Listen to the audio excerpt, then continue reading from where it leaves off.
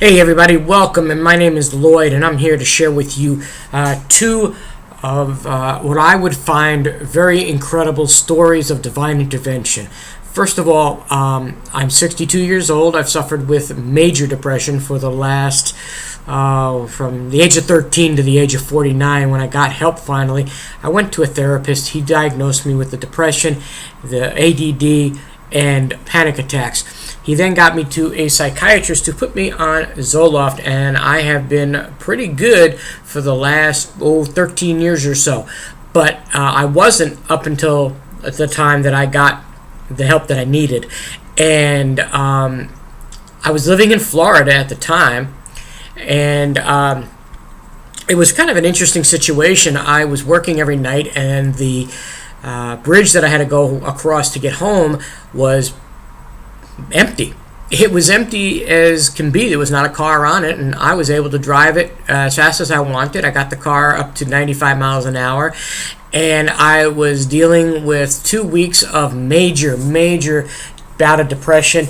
I drove the car home every night 95 miles an hour, swerving it from lane to lane, when one evening in the spring of 2001, I decided I was going to drive my car right smack dab in the middle of the concrete wall of the bridge, and it was going to flip into the water, and I was going to drown and succeed at completing my suicide, or I was going to get thrown out of the car and basically, bam, I would drown, and nobody would find me until at least morning, or nobody would report me missing until morning. But on this given night, without any warning, without any advanced messages from any place, I heard two words. And not just any words. You got to understand, you know that I know what I'm talking about when I say words. I mean words. I heard two distinct words. One was my daughter's name, one was my son's name, and that was all I needed. I turned the car away from the wall, drove home, explained to my wife what was happening, and I could not believe that the Lord came to me and spoke to me in plain English and said, "Lloyd, I'm not done with you. You have Brianne, you have Aaron, you need to stay here for a while." So like I said, I drove the car home. So that was my first experience with divine intervention. Now, fast forward to 2006, which is when I went to the therapist and I got the help that I needed, and I was on medication for about 5 years. Now, 2011 rolls around. I'm living and working up in the state of Washington in the city of Wenatchee. And if you know anything about Wenatchee, it's got a river, the Wenatchee River, that runs right through downtown. I had lost my second wife to divorce. She had sent me paperwork for filing for divorce while I was working in Washington, and she had decided that she didn't want to be married anymore. I also, within the week that I got the stuff, pretty much lost my job in Wenatchee. But coincidentally, at the same time that I was losing my job, I was also thinking that I was hot stuff and I was going to get off the medication.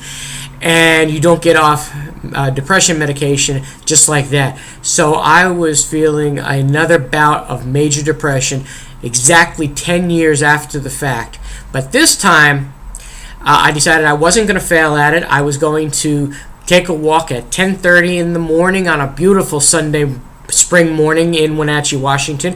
The weather was getting nice. People were out jogging along the riverbank, and I took a walk down to the riverbank.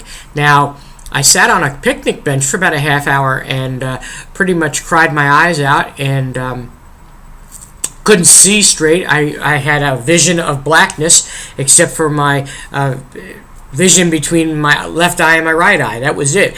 And I sat there, like I said, for about a half hour. And I decided, okay, it's time to get up and to do my thing. So I got up from the picnic bench, walked over to the riverbank, and took a walk down, looked at all the bridges that were there. There was one specific walking bridge that I had decided I was going to walk up to. Now, here's the thing that really blows my mind. I was standing on the riverbank, and this 70-plus-year-old man comes up to me and he says, "Excuse me, sir, but do you know how to get from the riverbank where I was standing with him to the other side of the railroad tracks that ran between the river and downtown?" Because he wanted to get to downtown, and I said, "No, sorry, I don't know, but hopefully you'll find out where you can get across." He said, "Well, what are you doing here on a Sunday morning?" I said, "Well, considering I was going to be there for maybe another 5 minutes and I was just going to jump from the bridge," I told him, I said I was going to be committing suicide. He looked at me and he went, "Really? Okay. Let's discuss this. Let's talk about this. Let's get this out on the table, because I want to tell you stories about the fact that Jesus helped me. Jesus helped me overcome a number of things. He made my life a whole lot better. And so we actually stood there for 2 hours on the bench, or not on the bench where I was crying, but on the riverbank. And the riverbank and I and the man had a 2-hour conversation. We talked about everything from God to Jesus to saving your life to the fact that he died for me and my sins. And we finished the 2-hour conversation, and you won't believe this, but he took me for lunch. And we had lunch at a Jack in the Box up the street. Sat there for about a half hour. We got done. I thanked him. And I know you know that I couldn't thank him enough for what he did, because he literally saved my life. Now, whether or not he was supposed to save my life and I should have gone back over to the river and killed myself, I don't know. But I didn't. He went one way out of the Jack in the Box. I went the other way out of the Jack in the Box. Never saw him again. He told me his name. He told me he had come to Wenatchee, Washington for his brother's memorial. He had died recently. They were having a funeral memorial, and he was there for that. That would make a whole lot of sense to me normally. But this man flew in from Thailand, where he was living with his wife, and I had the advantage of being saved by him. And I felt, standing there for the 2 hours that I was standing there, I felt like he was an angel. From the top of my head to the bottom of my feet, I felt like he was a total, absolute angel, sent by God, sent by Jesus to save me, because as God had told me the first time, 10 years before, he was not done with me and he was not ready for me to go anywhere. Now, in the interim, I have had a lifelong now relationship with God since that's happened. I have my own personal relationship with God. I have written a book called Resurrection from Depression that is available on my website. You can go to Lloyd Rosen International, and that is LLOYDROSENINTL.com. You can check out my website. You can check out the book. You can send me your email address. I'll send you the first chapter of the book. If you then want to buy the book, or you want to buy the book straight out, be my guest. I'm not asking you to. I'm not telling you to.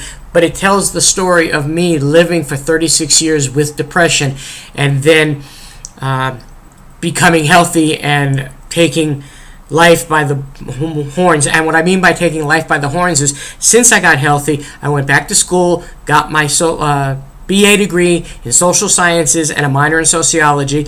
I have done a radio show where on the internet, where the shows are still available for you to find and listen to. And I just have decided to start a motivational speaking business, speaking out, telling my story of depression, but more importantly for you out there, more importantly, the understanding that God, Jesus, saved my life, and I have to get that word out there, because depression is not the end all. It is a temporary solution to a permanent. It is a permanent solution to a temporary problem. Sorry about that. But you have to check it out. Now, if you find that this story that I told, although as quickly and as short as I told it, you want to know more, you can contact me on my website. You can donate to my ministry. If you're a minister or a pastor and you felt more about my story than I actually laid out for you, and you want me to come speak at your church, whether it's for a fundraiser or whatever, I would be more than happy to travel to your church and speak. You can get in touch with me at my website, which, as I said, was LLOYDROSENINTL.com. You can also go to my PayPal if you want to donate to the ministry, as I was about to say. You can go to Bowler 900, that's BOWLER 900 at SBCglobal.net. You can get on PayPal and donate to my account, and the money will be put to great work in the ministry. I have 10 more stories to tell. I will be doing weekly sessions, and I would suggest, if you'd like to hear more about the stories, then get on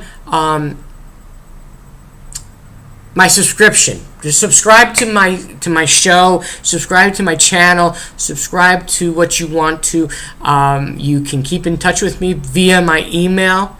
My email address you can find out through my website. But if you just want to write me, it is Lloyd at Lloyd Rosen International. And again, that's the same abbreviation, LLOYDROSENINTL.com. And you can write me there, and I would be more than happy to write you back. I think that there are many people out there that are suffering from the depression that maybe didn't have a divine intervention like I did, but they know they're suffering, they know they're hurting, and they feel like they're alone out there. They feel like it's me against the world. Well, it's not you against the world. The world is out here to help you, and I am the first person that is here to help you.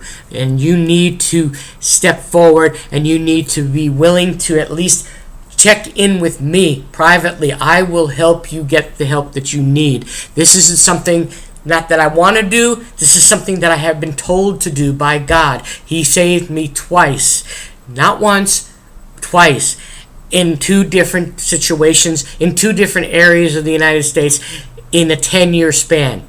So I don't want to take any more of your time up, but I'd like you to please get in touch with me and know that the Lord loves you as much as He loved me to save me, and you need to get going as far as having a productive life, because I could have continued to go on and been miserable, but I decided not to. I got the help that I needed because someone else helped me, and I am willing to help you. Please step forward, get in touch with me, and let's have a conversation about things, because it'll make your life better, and I will have done what I was supposed to be doing according to the Lord Jesus Christ, who died with His blood for me.